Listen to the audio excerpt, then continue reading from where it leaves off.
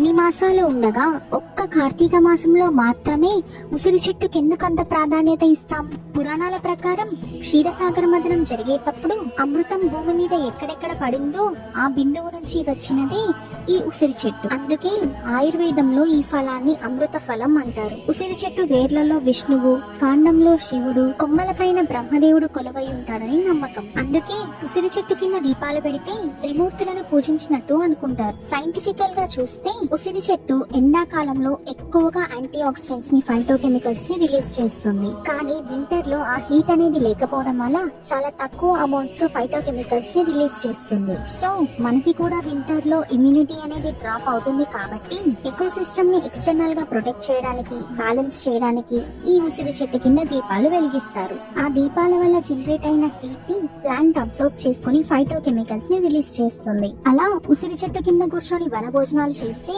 ఆ గాలిని పీల్చుకొని ఆరోగ్యంగా ఉంటామని పెద్దలు నమ్ముతారు. సాధారణంగా ఏ పండు అయినా వేడి చేసిన వెంటనే అందులో ఉండే విటమిన్ సి అనేది తగ్గిపోతుంది. కానీ ఉసిరి మాత్రం రివర్స్ లో, మనం వేడి చేసే కొద్దీ అది మరింత బయో అవైలబుల్ గా మారుతుంది. అలాగే ఈ ఉసిరి అద్భుతమైన యాంటీ ఏజింగ్ ఫ్రూట్. బాడీలో ఉండే వాత, కఫ, పిత్త 3 దోషాలని బ్యాలెన్స్డ్ గా ఉంచుతుంది. ఉసిరిలో ఆవు నెయ్యి పెట్టి దీపం వెలిగించడం వల్ల వచ్చే పరిమళం మనసుని ప్రశాంతంగా ఉంచుతుంది. ప్రతి ఆచారం వెనుక ఒక శాస్త్రీయం ఉంటుంది. అది తెలుసుకున్న రోజు సనాతన ధర్మం మనకు చాలా గొప్పగా కనిపిస్తుంది.